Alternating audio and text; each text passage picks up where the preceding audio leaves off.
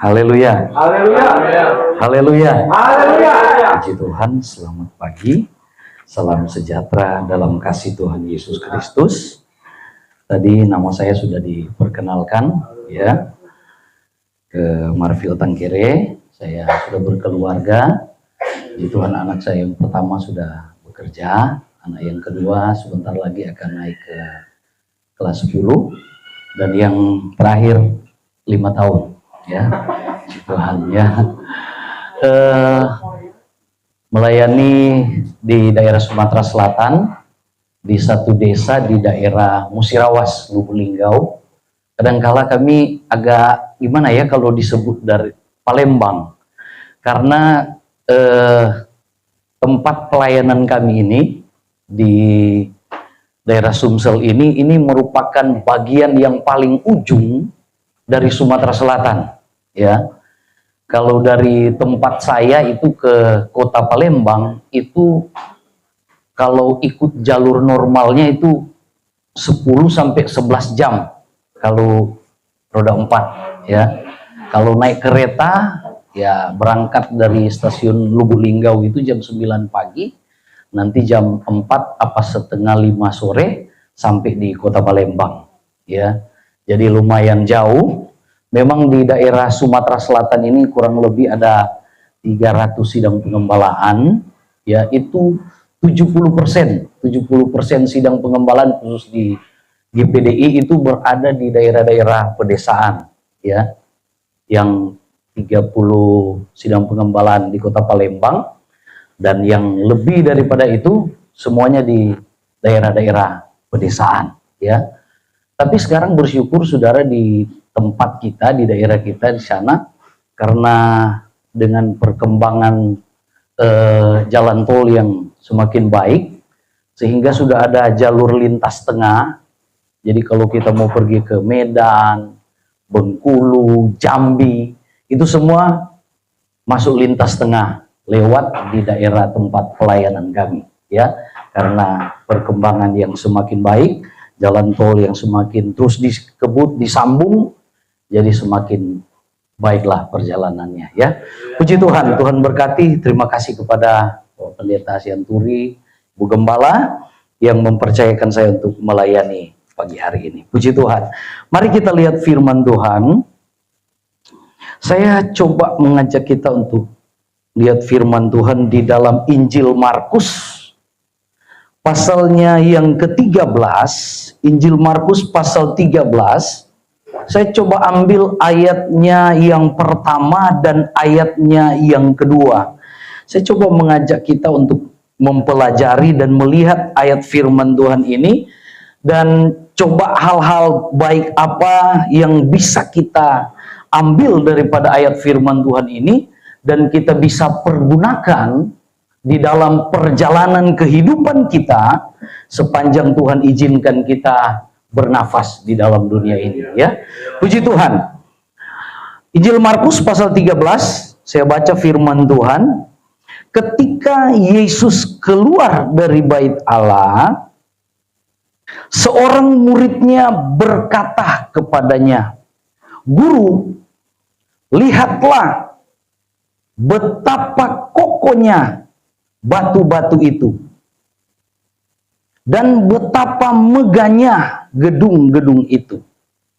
Lalu Yesus berkata kepadanya, "Kau lihat gedung-gedung yang hebat ini, tidak satu batu pun akan dibiarkan terletak di atas batu yang lain, semuanya akan diruntuhkan." Puji Tuhan ya. Nah saudara yang diberkati Tuhan, kita bisa baca ayat-ayat firman Tuhan ini karena ayat firman Tuhan ini dicatat oleh 4 Injil ya. Nah coba kita perhatikan ayat yang pertama dikatakan, ketika Yesus keluar dari bait Allah, seorang muridnya berkata kepadanya, "Guru, lihatlah betapa kokohnya batu-batu itu dan betapa megahnya gedung-gedung itu. Jadi setelah Tuhan Yesus keluar dari bait suci, ya, beserta dengan rombongannya, beserta dengan murid-muridnya, firman Allah katakan ketika mereka sudah di luar dari bait suci, salah satu muridnya berkata kepada Tuhan Yesus, ya. Jadi terjadilah percakapan di depan bait suci. Muridnya bilang begini, Guru atau Tuhan Yesus, lihatlah betapa kokohnya batu-batu itu dan betapa megahnya gedung-gedung itu.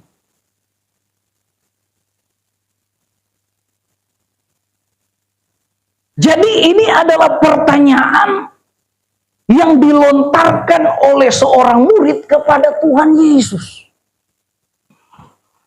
Tentunya muncul sebuah pertanyaan ini dari seorang murid itu karena berdasarkan sebuah kebanggaan dan kekaguman dari seorang murid daripada Tuhan Yesus ketika dia melihat bait suci. Ya. Nah, saudara, bait suci ini terletak di Yerusalem. Ya, bait suci yang pertama itu dibangun oleh Raja Salomo. Ya, dipersiapkan oleh bapaknya Daud, tetapi yang membangun bait suci adalah Raja Salomo, ya. Dan Alkitab catat bait suci pertama itu dibangun selama kurang lebih 7 tahun, ya. Dibangun oleh Raja Salomo. Dan bait suci yang terbangun itu adalah bait suci yang indah, bait suci yang hebat. Kenapa? Karena menggunakan material-material seisi bangunan bait suci dengan material yang terbaik. Ya. Tetapi bangunan bait suci itu dihancurkan oleh seorang raja yang bernama Nebukadnezar. Ketika bangsa Israel karena dosa mereka, karena kesalahan mereka melalaikan Sabat Tuhan, akhirnya mereka ditawan ke Babilonia. Nah, ketika mereka pulang dari Babel, selama 70 tahun mereka tertawan di sana, akhirnya mereka kembali lagi ke Yerusalem. Dan bait suci yang kedua itu dibangun. Ya. Dibangun lagi bait suci itu. Dan pembangunan bait suci yang kedua ini itu membutuhkan waktu yang lebih panjang dari awalnya Raja Salomo membangun. Raja Salomo bangun 7 tahun. Tetapi ketika pembangunan bait suci yang kedua, itu Alkitab mencatat itu membutuhkan waktu 46 tahun. Bukan waktu yang singkat. Ya. Bukan waktu yang pendek. Waktu yang cukup panjang. 46 tahun seusia saya, saudara. Ya. Waktu yang cukup panjang. Ya. Nah, sehingga dari percakapan muridnya dengan gurunya, yaitu murid Tuhan Yesus dengan Tuhan Yesus, ini muncul sebuah kekaguman, sebuah kebanggaan dari seorang murid ketika dia melihat betapa indahnya, betapa megahnya, betapa luar biasanya bangunan bait suci.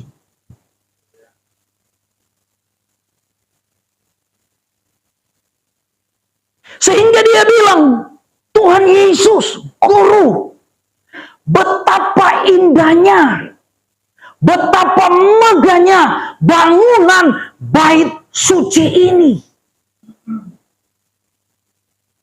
Seperti kita lah, kalau lihat bangunan yang indah-indah pasti kagum lah, ya kan? Apalagi kalau arsitekturnya, kita kapan lihat, luar biasa, bagus, indah, megah. Muncul sebuah kekaguman, muncul sebuah kebanggaan. Tetapi perhatikan ayatnya yang kedua. Ini jawaban Tuhan Yesus kepada muridnya. Lalu Yesus berkata kepadanya, "Kau lihat gedung-gedung yang hebat ini. Tidak satu batu pun akan dibiarkan terletak di atas batu yang lain. Semuanya akan diruntuhkan." Saudara, di ayat yang pertama ini, murid ini dia lontarkan sebuah kekaguman, sebuah kebanggaan. Dan tentunya ketika dia melontarkan pertanyaan itu, dia mengharapkan juga sebuah jawaban dari gurunya yang juga bisa tentunya dapat menyenangkan hatinya. Tetapi apa yang didapatkan oleh murid ini berbeda dengan apa yang menjadi harapan dia. Harapan seorang murid ini ketika dia melontarkan itu, dia berharap lebih di dalam hatinya ketika gurunya, ketika Tuhan Yesus menyampaikan jawabannya minimal. Wow gitu, iya kan? Benar, hebat, bangunannya kuat, dan lain sebagainya. Tetapi nyatanya enggak. Malah Tuhan Yesus bilang, ini sebuah jawaban yang kontradiksi, saudara. Sesuatu jawaban yang tidak diharapkan. Tadi kita dibagi kesaksian yang luar biasa ya Pak Gembala ya, Oma.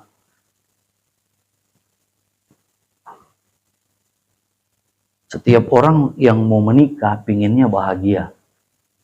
Tetapi kan perjalanan kehidupan rumah tangga kadangkala itu berbalik dengan apa yang ada di pikiran kita. Ya, nggak salah Oma bilang tadi. Benar, sudah. Ya. Karena memang perjalanan rumah tangga nggak mudah, nggak gampang. Ya, lika-likunya, Tetapi bukan berarti jadi dasar kita karena cekcok itu membuat kita berpisah. Enggak. Dari masalah itulah, dari lika-liku itulah membuat kita rumah tangganya jadi semakin kuat. Amin, saudara. Ya, mungkin seperti itu, saudara. Murid ini berharap sebuah jawaban yang baik, jawaban yang indah. Tapi malah dia dapat sebuah teguran. Dia mendapatkan sebuah jawaban yang tidak dia harapkan. Karena Tuhan Yesus malah bilang begini, "Kau lihat gedung-gedung yang hebat ini, tidak satu batu pun akan dibiarkan terletak di atas batu yang lain. Semuanya akan diruntuhkan." Semuanya akan dihancurkan.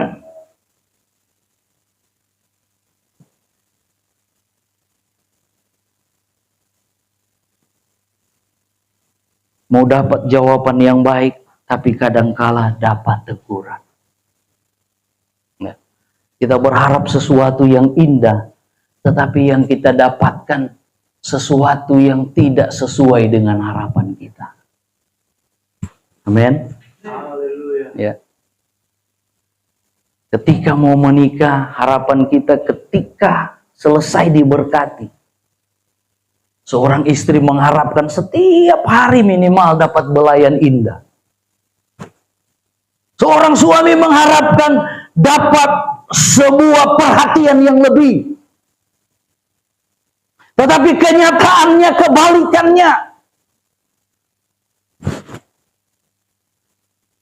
Yang tadinya sebelum menikah waktunya banyak, tetapi ketika menikah waktunya berkurang, perhatiannya berkurang. Ya pasti. Ya, suami kalau dia kerja nggak mungkin mau belai terus. Benar nggak? Ya. Kalau istri sudah punya anak, perhatiannya ke suami pasti berkurang dong. Ada anak. Kadangkala apa yang kita harapkan tidak sesuai dengan apa yang kita terima. Tetapi bukan berarti apa yang kita harapkan itu yang belum kita terima itu tidak akan mendatangkan sesuatu yang baik untuk kita. Enggak, belum tentu. Tuhan Yesus memberikan jawaban ini kepada muridnya, bukan dia tidak tahu bahwa bait suci itu secara fisik tidak megah. Memang megah, memang hebat. Tuhan Yesus tahu. Tetapi Tuhan Yesus tegur di sini, malah dia beritahu di sini.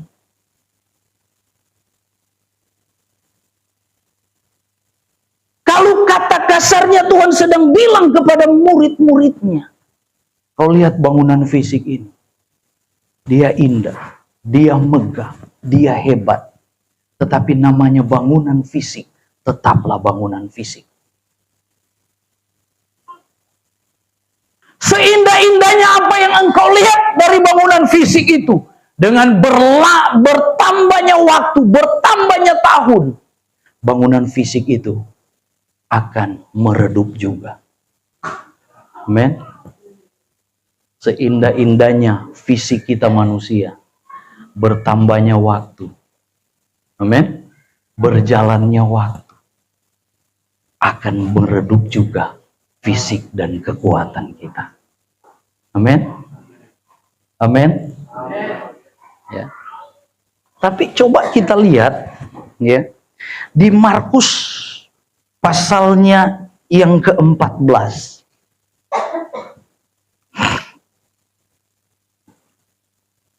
Markus pasal 14, perhatikan satu ayat. Di ayatnya yang ke-58. Ayat 58. Dikatakan begini. Ini ketika Tuhan Yesus dihadapkan di mahkamah agama di depan imam besar Kayafas. Ya. Ayat 58. Kami sudah mendengar orang ini berkata.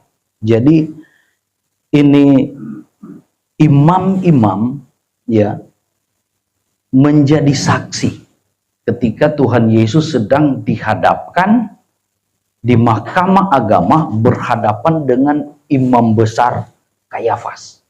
Ya. Sedang ada di pengadilan. Ya. Nah, ketika sedang ada di pengadilan itu, ditampilkanlah saksi-saksi. Ya. Nah, yang jadi saksi pada waktu itu adalah imam-imam yang bertugas di bait suci. Ya. Ayat 58.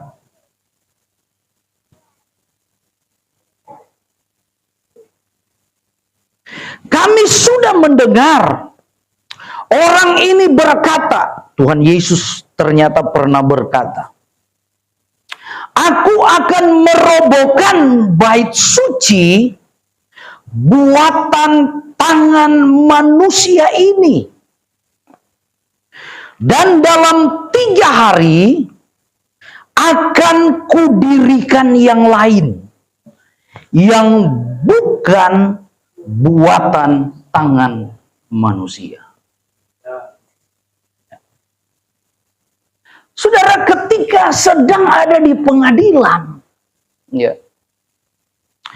Jadi imam-imam ini mereka menjadi saksi, dan mereka adalah saksi-saksi yang sangat memberatkan Tuhan Yesus. Ya. Sehingga imam itu berkata, kami sendiri mendengar dengan telinga bahwa orang ini pernah berkata bahwa dia akan merobohkan bait suci. Ya. Akan merobohkan bait suci dalam 1 hari. Dan akan membangunnya kembali dalam jangka waktu 3 hari.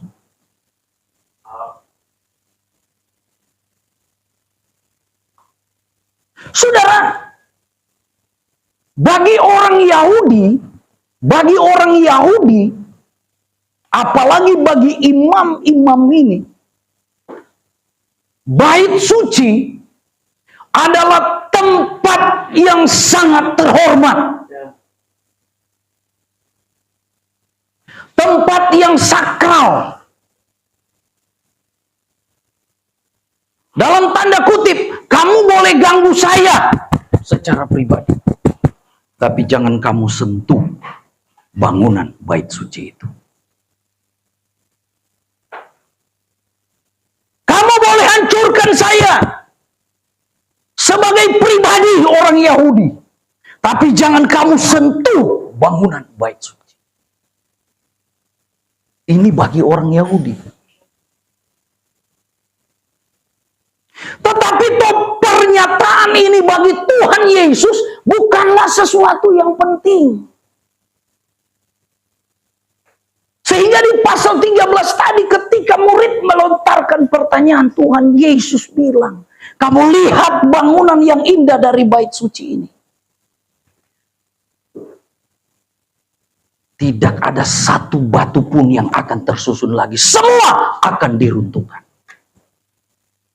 Tuhan Yesus sedang memberitahu, jangan pernah mentuhankan bangunan yang fisik. Amin. Bangunan yang fisik tetaplah bangunan fisik. Semegah apapun itu, sehebat apapun itu, namanya bangunan fisik, tetaplah bangunan fisik. Tuhan Yesus sedang memberitahu kepada saya dan saudara, jangan pernah memegahkan jabatanmu, sehebat apapun jabatanmu. Tuhan Yesus sedang memberitahu kepada kita, jangan pernah bermegah atas segala apa yang kita miliki. Sebanyak apapun yang kita miliki, itu hanyalah fisik, itu hanyalah jasmani. Yang satu waktu itu bisa diruntuhkan. Amen. Nah, tetapi luar biasa saudara, ya, di pasal 14 ini, ayat 58 ini, nah saudara, di ayat 14 ini, ya, ini hal yang luar biasa. Kenapa?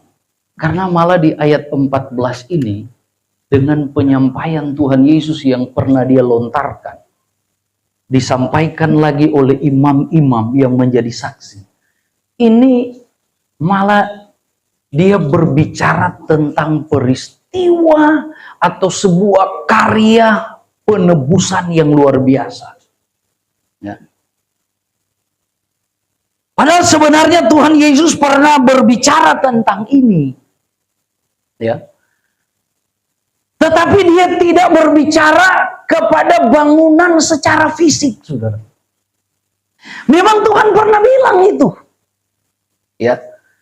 Tetapi sebenarnya, saudara, Tuhan Yesus berbicara itu, dia sedang berbicara tentang kematiannya dan kebangkitannya. Amin, saudara. Tuhan Yesus nggak tertarik kepada bangunan yang fisik. Tetapi bagi orang Yahudi, bangunan fisik itu sesuatu yang sakral, sesuatu yang utama.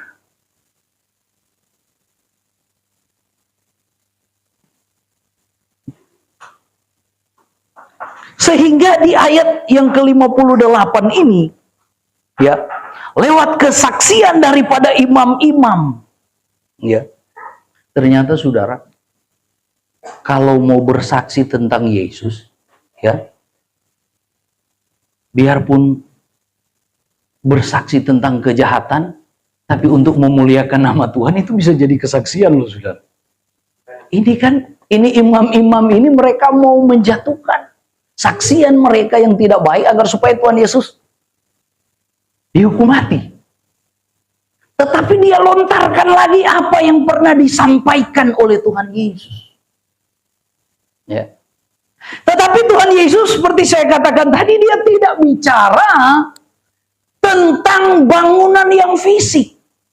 Dia sedang berbicara tentang kematiannya, dan 3 hari kemudian dia akan bangkit dari kematian. Ya. Sehingga di ayat ini, perhatikan saudara,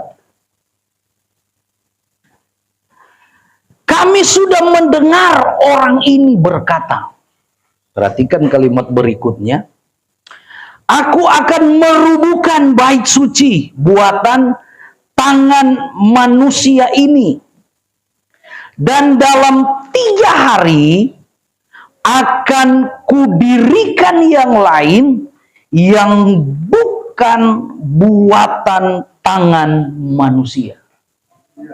Ya. Di sini dikatakan, aku akan menghancurkan bait suci ini. Ya. Dalam 1 hari. Kenapa? Karena bangunan fisik ini buatan tangan manusia. Tetapi dalam 3 hari akan kudirikan yang lain, yang bukan buatan tangan manusia. Ya. Yang bukan buatan tangan manusia. Saudara, bangunan secara fisik itu baik, kita butuh bangunan. Seperti tempat ini yang bagus, ini yang baik, ini kita butuh. Untuk apa? Tujuannya untuk apa kita butuh tempat ini? Untuk kita bisa beribadah kepada Tuhan. Untuk kita bisa berdoa kepada Tuhan.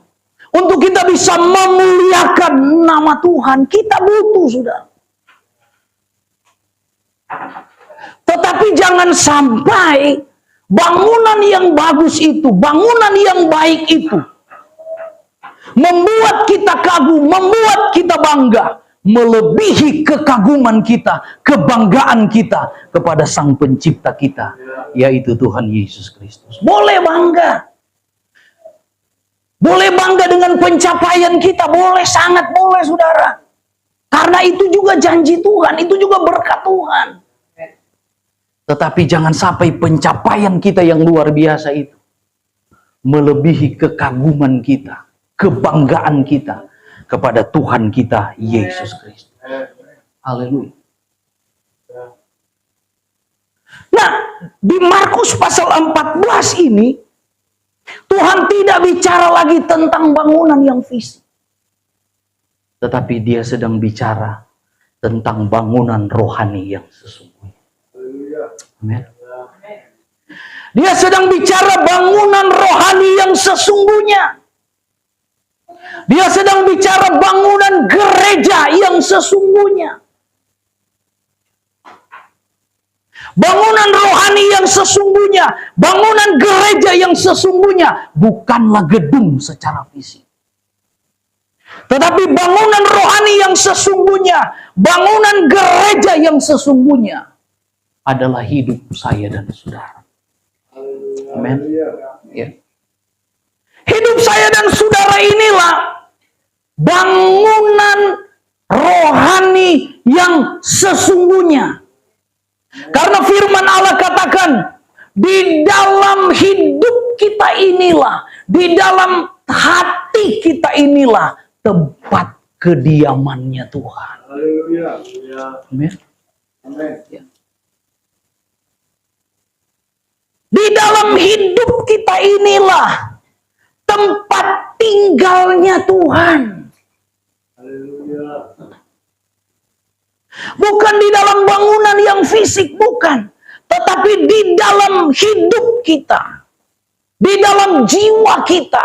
Di dalam hati kita inilah tempat kediaman Tuhan yang sesungguhnya.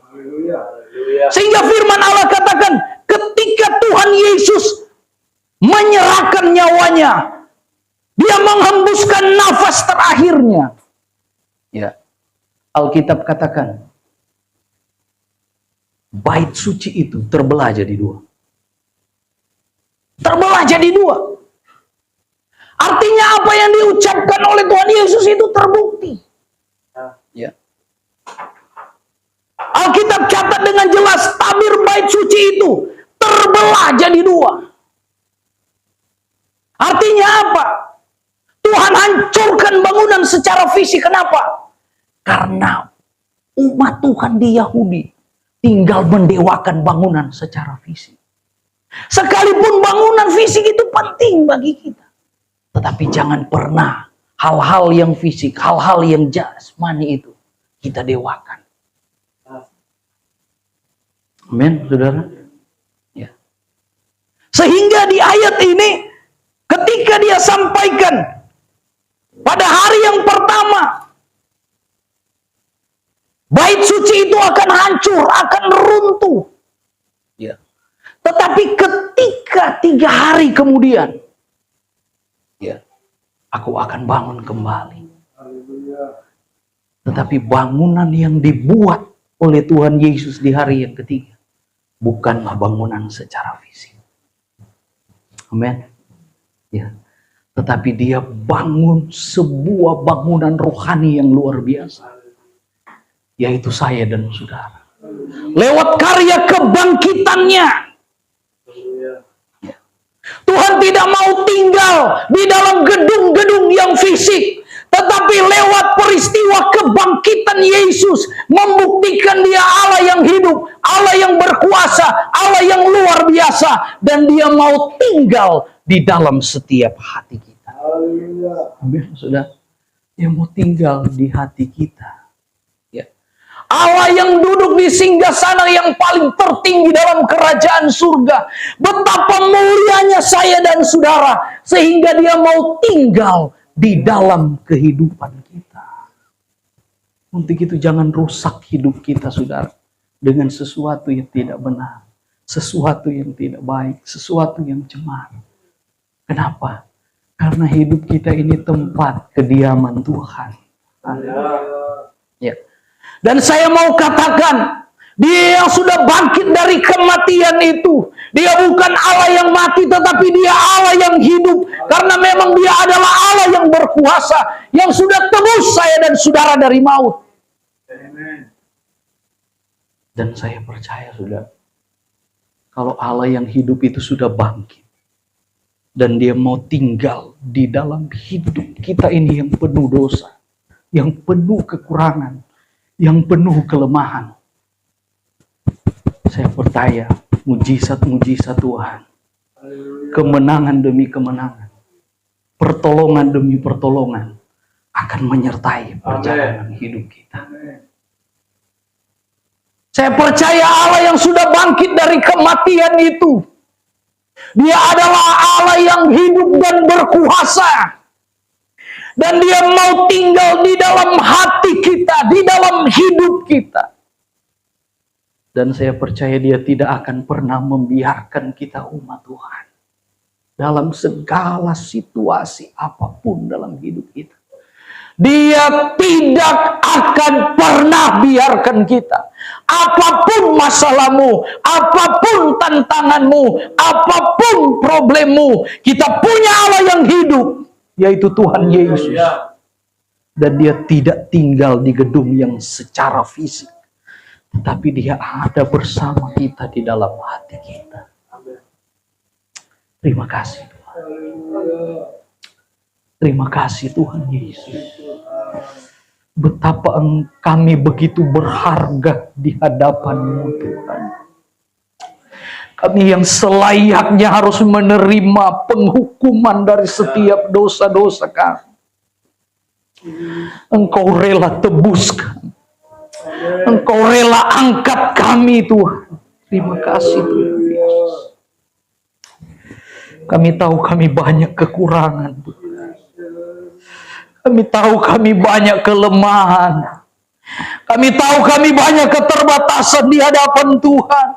Tetapi kami mau katakan terima kasih Tuhan Yesus. Dengan segala situasi yang tidak mengenakan, kami bisa ada sampai saat ini semua karena anugerah-Mu dalam hidup.